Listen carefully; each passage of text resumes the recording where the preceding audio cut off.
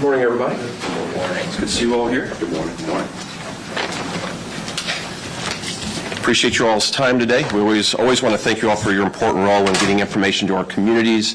I am joined today by our fire chief of the city of Atlanta, Chief Rod Smith, and then ATF ASAC Bo Kalatka. And so thank you, sir, for being with us today. We've asked you together at Public Safety Headquarters for a couple reasons. We want to announce and increase the reward money that's being offered to solve a series of arson attacks that occurred here in the city of Atlanta in an effort to stop the construction of a public safety training center. And we have a photograph that we want to show you because we believe you have an important role in getting that out to the community. We are at a pivotal point where we're wanting to advance an investigation into a courtroom, and so we are going to be showing a photograph today that will assist in that investigation, and we want to increase the reward money to encourage citizens to be a part of ending this criminal activity that has been in our city for the last year. So if you will look to my left, you will see on the screen, I'm going to show you a photograph that is related to two events that occurred earlier this year. July, we had two incidents that occurred in the city. We had an attempted firebombing at a police precinct at 890 Memorial Drive, and then we had an actual arson attack that occurred at 180 Southside Industrial Parkway. The individuals that you see here in this photograph are those that we believe are likely responsible. They are persons of interest in these investigations. And so individuals that may be watching your news broadcast, reading your story, we ask them to take note of the clothing, the individuals. We believe there are those out there that have information that will assist us in shoring up our investigation. I'm going to walk through a series of fire attacks and attempted fire attacks that have occurred in our city for the last year, which we believe this same group is likely responsible for. Going to go back to 890 Memorial Drive. This is our precinct that protects the beltline of our city, which many of our residents use to recreate and move about. This was an attempt, we believe, to set the vehicles on fire at this location, a fusee that was dropped to the location. We were fortunate that this attack was thwarted by a very observant citizen that interrupted the incident. And Chief Smith, I know you can join in at certain times on our concerns that you have as fire chief of had these attacks been successful, what would have occurred? So definitely what we have here is the use of potentially destructive devices, and make no mistakes, it is arson. And so once we have events like this to occur, especially a chain of those events, it raises the level of urgency. We have the potential to put our public in harm's way, disruption to public services to the city of Atlanta, and we simply won't tolerate it. And so we have been working with our partners, with ATF as well as APD, to make sure that we get to the bottom of what is actually going on as it relates to the arson investigations. Thank you. We're going to go to the next event. Some of you have covered this already. This was the again interrupted thanks to a police officer, the attack on our police precinct at 180 Southside Industrial. There were over 40 police vehicles that were targeted in this attack. You see the device, the suspected potential destructive device at the screen. We believe this holds accelerants with an improvised ignition device on the top, a sponge, a wick of a that is there, and then a book of matches. This intent was to destroy all vehicles, and there was a police officer inside the precinct at the time this occurred. Had these vehicles been set on fire, the entire precinct would have been ignited. Remember, the individuals whose picture we just showed you are persons of interest in this arson attack as well. Let's go to the next photograph as well. We've also had construction equipment targeted twice in our city, in April and in July of this year. These are a construction company that is associated with the construction of our fire and police training facility. We believe the individuals whose photographs we showed you have information that will lead this investigation from the investigation phase into the courtroom. This occurred, and we're going to show you another photograph as well. This occurred in July. Again, fire attacks being conducted by a very small group of individuals who are using violence, intimidation, and fear to stop the construction of a facility that will benefit every neighborhood of our city. And then finally, and this was, again, the next fire attack that we want to highlight, and these all will be connected with the reward increase that we're getting ready to announce, is the attack, the arson attack that occurred in May of last year, the At Promise Center on Cameron Alexander Boulevard here in our city. We have reason to believe, based on statements of responsibility made by groups, also investigative information that we currently hold, that the same group is likely responsible for the various arson attacks that occurred here in the city. And I would like to ask this time to come to the podium. And Chief, I don't know if you have anything else you want to add to these arson investigations. I will say this, and I think, Chief, you'll concur with this. The intent of every one of these attacks was destruction beyond what occurred. We were fortunate that the devices didn't go as beyond their desired construction. They were interrupted by citizens, police officers, but the intent was a gutted youth center, and the intent was a destruction of a police precinct and of police resources while a police officer was inside, and the intent was destruction of resources that patrol the beltline of our city. That has been the intent every single time in an effort to create fear around the training center's construction. And so the fact that they didn't succeed, we're blessed for, and our effort is to ask the citizens to assist us so this group cannot strike again in a manner that they've been targeting our city. In addition to what the chief has said, what you see here at the At Promise Center, this is an attack on our community. This is a center that was built to support the youth of the city of Atlanta and to give them somewhere to go in the after hours and to keep them off the streets. And what this does is it disrupts as well as public safety services that are provided to the city. The damage that you see that has occurred across the city had the potential of millions of dollars of damage and taxpayer money. And we simply do not want to stand by at ease and let this continue to occur. So I'm proud to work with our partners to hopefully bring resolve to this quickly. Thanks, Chief. Our partners have been the ATF, the FBI, and the Georgia Bureau of Investigation. And we are pleased to have with us today the Assistant SAC of the Atlanta ATF Field Office, Bo Kolodka. And Bo, we appreciate you being here this morning. I think you have information that you want to bring and share from your agency as well. Yes, sir.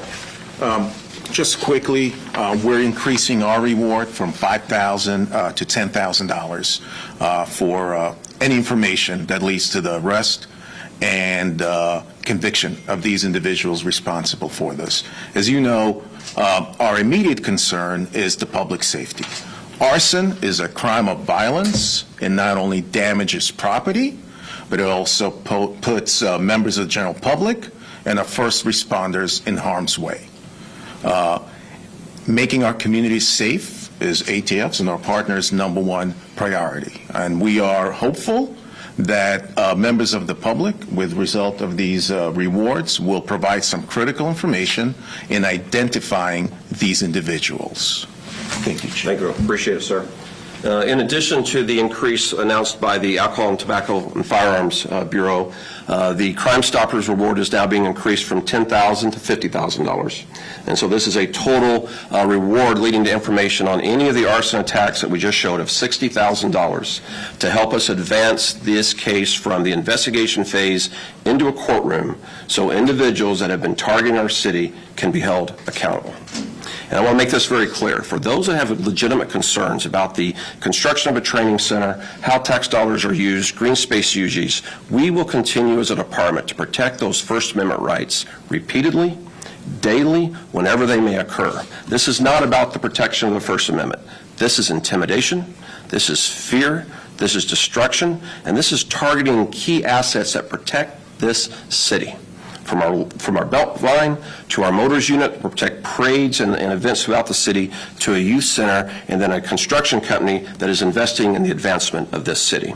$60,000 to help us identify the individuals, to give us the last push we need to bring it from an investigative phase into a courtroom. And I appreciate being here today to highlight this information, to get it out to your readers and your viewers, and we ask for their help in this case. And Sean, I think we're going to take some questions at this time that you all may have. Chief, how have you, as you conduct your investigation, how were these people able to get into those precincts and do this that you described as acts of violence? So we obviously are looking at every aspect of the investigation. On the police precinct, they tried to use the dark of night. We know a citizen saw them at one. We know one of our officers interrupted them on another. This is a group that will use a variety of means to carry out their criminal acts. And so some of that is related to our investigation, so we don't want to reveal it now. That will be revealed in a courtroom. But we are looking at every aspect, and where we believe there may be an area that someone may be attempting to exploit, we have shored that up, and we're working to ensure that we're protecting the assets of the citizens of Atlanta. Chief, we've asked you this before, but just remind me, why do you believe these are all connected to people who are against the training center? What evidence connects all of these? They look kind of independent, but what ties them all together? Certainly. Well, we know on certain sites individuals have claimed responsibility. Individuals that have said we are going to use violence and we want to stop this project, they have claimed responsibility for each of those. There are other things that we have that believe that they're not lying when they say it, that we are holding as an investigative tool, and we want to keep that close until we reveal it in a courtroom. But when you lay claim to it, we believe them. And when you say when you build it, we will burn it, we're seeing fire already being used across the board to be able to stop this project. So I think we take them at their word that they were responsible, and then we'll be ready to prove it in a courtroom. Do you have any reason to believe this group has done this before in a different scenario outside of police? Well, we will leave that to our federal partners to determine if they are active elsewhere in the country. Right now, we're talking about Atlanta, Georgia. Citizens of this city that have seen a youth center targeted, have seen their police precincts targeted, and a construction company trying to be forced out of the project. I'm here to talk about what is happening to Atlantans, what a group, a very small group, and I want to be very clear about that, a very small group is doing to use fear and intimidation and criminal acts to stop an investment in the safety of our city. Chief, are you worried, I mean, as your investigation continues, there's the ballot referendum initiative. They have over 20,000 signatures at this point. It could be up to Atlanta voters to decide if this training center is inevitably built. Are you concerned that the public support is there for this? I am all about this city. I see the public support for a quality police and fire department. I am confident that the citizens of this city desire to have a professional police and fire department that is equipped and trained to serve for every emergency. So I'm not worried about that. What I am worried about is someone being hurt or killed if this group isn't stopped. And what I am worried about is one of these attacks goes to the natural conclusion that it was intended on, and the citizens of this city see an important asset destroyed that they depend on in their time of need, which is a 911 call. That is what I'm concerned about. Chief, you've mentioned a couple of times taking this from an arrest to a courtroom. Have you talked to the AG's office? Have you talked to the DA's office about what possible charges they can face if these people are caught? I know for the past year some of these opponents of the training center have gotten domestic terrorism charges. Is that something you're seeking? As we prepare any investigation, there is consultation with the prosecuting authority over the appropriate charges. That happens in anything from an armed robbery to a murder to these arson attacks. So at the appropriate time, we do confer with the prosecutor to see what the right charge is for accountability. Why are you increasing it now? Like, obviously, the last incidents from these were around July 4th, I think. What's the urgency of increasing the reward right now? For a couple reasons. We know there's individuals out there that have information that is pivotal to this case. And I want to stress this. If this group is not stopped, they are likely to strike again. It's been a youth center, it's been 2 police precincts, it has been construction sites. What is next? Where will they go next to take this arson tool across our city? And we need to be very mindful as a community. This group needs to be stopped, they need to be identified, and they need to be held accountable. And you believe it's the same individuals in each one of these cases? Because I think you mentioned on the construction site that you thought they had information that led to the construction arson? We believe there's commonality in each of these attacks of individuals that have information and were likely involved. Chief, one more quick question. This is just regarding some of the security measures we're seeing down at the courthouse. Is your department assisting in any of those increased security that we're going to see in the next several weeks? We're here only to talk about this incident. We'll talk about that later. This is not the time that you'll have to direct that really to Fulton County. But let's focus on why we're here today. On the construction sites, have you talked to the constructor? Is the constructor still committed to the project, working on the project, or are they taking a step back now that they're concerned that their equipment is being attacked? We're fortunate that in addition to the broad community support in Atlanta, there's individuals that know and believe in proper response to a 911 call. So we're very fortunate that the companies are staying with the project, want to see it through, want to do their part for a safer Atlanta. And that's why it's important that this group be identified, so they cannot be successful in intimidating someone out of something that is so important for our city. Why do you think people aren't coming forward? I'm sorry? Why do you think people aren't coming forward? I mean, if you believe people have information, why aren't they? I can't speak for those, sir. But we want people to do the right thing. Fire chief, has any of the facilities for the fire department, because this training center is also for the fire department, been targeted or being involved in any of this? So up to this point, we have had no threats. However, the disruption has impacted our ability to serve the community. In what way? What ways?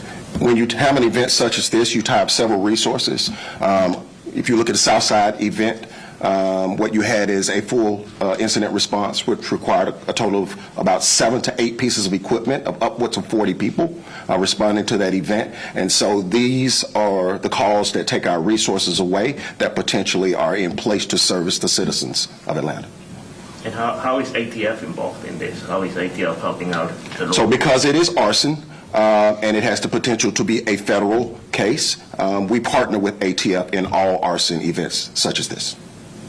Has the motorcycles and the cars been replaced yet, Chief? We're working to get that done, sir. We're making the necessary adjustments to protect our city. All right, thank you, everyone. Thank you all very much. Have a safe week. All right.